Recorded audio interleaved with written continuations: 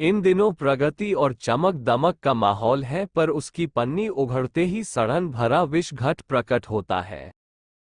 विज्ञान, शिक्षा और आर्थिक क्षेत्र की प्रगति सभी के सामने अपना चकाचौंध प्रस्तुत करती है। आशा की जानी चाहिए कि इस उपलब्धि के आधार पर मनुष्य को अधिक सुखी, समुन्नत, प्रगतिशील, सुसंपन्न, सभ्य, सुसंस्कृत बनने का अवसर मिलेगा। हुआ ठीक उल्टा। मनुष्य के दृष्टिकोण, चरित्र और व्यवहार में निकृष्टता घुस पड़ने से संकीर्ण स्वार्थपरता और मत्स्य न्याय जैसी अतिक्रमणता का प्रवाह चल पड़ा। मानवीय गरिमा के अनुरूप उत्कृष्ट आदर्शवादिता की उपेक्षा, अवमानना हुई और विलास, संचय, पक्षपात तथा अहंकार का दौर चल पड़ा। जिस लोभ, मोह और अहंकार को कभी शत्रु मानने, बचने, छोड़ने की शालीनता अपनाई जाती थी, अब उसका अता पता नहीं दिखता और हर व्यक्ति उन्हीं के लिए मरता दिखता है। परंपरा उल्टी तो परिणति भी विघातक होनी चाहिए थी। हो भी रही है शक्ति संपन्नता एक ओर, विनाश विभीषिका दूसरी ओर। देखकर हैरानी तो अवश्य होती है, पर यह समझने में भी देर नहीं लगती कि भ्रष्ट चिंतन और दुष्ट आचरण अपनाने पर भौतिक समृद्धि से अपना ही गला कटता है, अपनी ही माचिस से आत्मदाह जैसा उपक्रम बनता है।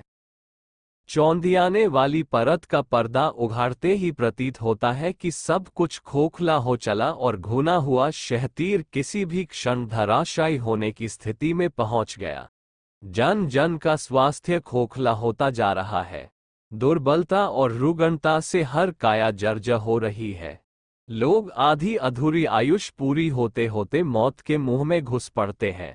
मानसिक संतुलन के क्षेत्र में हर किसी को चिंतित, भयभीत, आशंकित, खिन्न, विपन्न, असंतुष्ट एवं उद्विग्न देखा जाता है। तनावग्रस्त मस्तिष्क न किसी को रात में चैन से सोने देता है और न दिन में संतोष उल्लास का अनुभव होने देता है। उद्विग्नता एक प्रकार की विक्षिप्तता है, जिससे मनुष्य मात्र अशुभ ही सोचता और अनुचित ही करता है। इस स्थिति की व्यापकता को अपनी या पड़ोसियों की मनःस्थिति का पर्यवेक्षण करके भली प्रकार जाना जा सकता है। लिप्सा, अपव्यय, दुर्व्यसन, आलस्य, प्रमाद, अहंकार, ठाठ बाट और कुरीतियों के माहौल में हर किसी की आर्थिक व्यवस्था असंतोषजनक स्थिति में रह रही है। जो हस्तगत होता है, कम पड़ता है। फलतः लोग भ्रष्टाचार पर उतरते हैं। न करने योग्य भी बहुत कुछ करते हैं। अपराधी प्रवृत्ति स्वभाव, अभ्यास में सम्मिलित होती जा रही है। आक्रमण न सही, छल या शोषण सही, येन केन प्रकारेण मनुष्य भ्रष्ट उपार्जन में संलग्न है।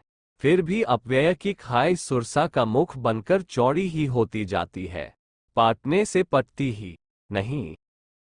परिवार में न सुख है, न चैन, न स्नेह, न सहयोग, न सामंजस्य।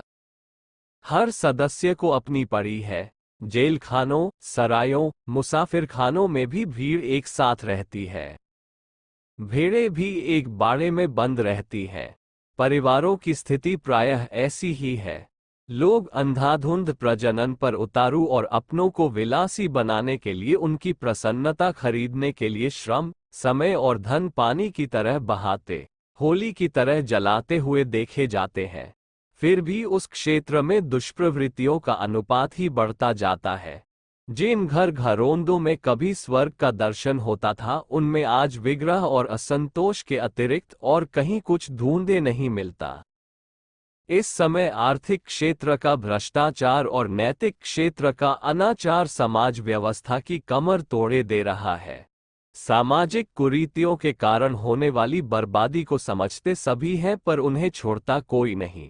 उनके लाभदायक पक्ष को जब छोड़ा नहीं जाएगा तो हानिकारक पक्ष से भी छुटकारा न मिलेगा। बेटी के विवाह में सुधारवादी और बेटे के विवाह में परंपरादि बनने वाले कुचक्र से छूटते ही नहीं। दुरंगी चाल, दोगली नीति अपनाने वाले कोल्हू के बैल की तरह ही पिलेंगे। समाज के हर क्षेत्र में अवांछनीयताओं का माहौल समव्याप्त है। राष्ट्रीय और अंतर्राष्ट्रीय क्षेत्रों में सर्वग्राही जनसंख्या वृद्धि, जन जन के स्वभाव में सम्मिलित अपराधी प्रवृत्ति, वर्ग विद्वेष, संचय और विलास का, कूटनीतिक कुचक्रों का कुछ ऐसा माहौल बन गया है कि विग्रह और आक्रमण के अतिरिक्त और किसी को कुछ सूझता ही नहीं। संकीर्णता की बढ़ोतरी भाषा, क्षेत्र, संप्रदाय, वर्ग आदि की आड़ में कुछ को लाभ कमाने के लिए उत्तेजित करती और दूसरों को बर्बाद कर देने पर उतारू दिखती है। एकता, समता, न्याय, औचित्य और दूरगामी परिणामों की मानो किसी को कोई चिंता ही न रह गई हो। ऐसी स्थिति में समस्याओं का समाधान निकले तो कैसे निकाले, तो कौन निकाले? पुलिस, कानून, जेल, कचहरी की सीमा नगण्य है। वह हजारों अपराधियों में से एक दो को दंडित कर पाती है। जो जेल जाते हैं वे सुधरने के स्थान पर अधिक धीट और प्रशिक्षित होकर लौटते हैं। गृहयुद्ध, क्षेत्रीय युद्ध और विश्व युद्ध इसी माहौल की देन है। पिछले 2 महायुद्ध हो चुके हैं। अणु आयुधों की खनखनाहट पग पग पर विश्व विनाश की महाप्रलय की चुनौती देती है। बढ़ती हुई दुष्प्रवृत्तियों ने अदृश्य वातावरण को विषाक्तता से भर दिया है और रुष्ट प्रकृति आए दिन दैवी प्रकोप के रूप में अपना कोप बरसाती है। वैज्ञानिक और आर्थिक प्रगति ने वायु प्रदूषण, खाद्य प्रदूषण, रेडियो विकिरण की मात्रा इतनी बढ़ा दी है कि दम घुटने, पीढ़ियां अपंग होने से लेकर ध्रुवों के पिघलने, समुद्र उमड़ने और हिमयुग धमकने तक की ऐसी विभीषिकाएं सामने हैं जो इस ब्रह्मांड की सृष्टा की इस सर्वोत्तम कलाकृति धरती को चुटकी बजाते इस अंतरिक्ष में धूली बनाकर उड़ा सकती है। संकट के काल्पनिक नहीं वास्तविक है। शतुर्मुखों को तो अपनी कम मौत भी दिखाई नहीं पड़ती, पर जिन्हें वस्तुस्थिति के पर्यवेक्षण की सूक्ष्म दृष्टि प्राप्त है वे जानते हैं कि संकट कितना गहरा है और किस प्रकार मानवीय अस्तित्व जीवन मरण के झूले में इस समय झूल रहा है।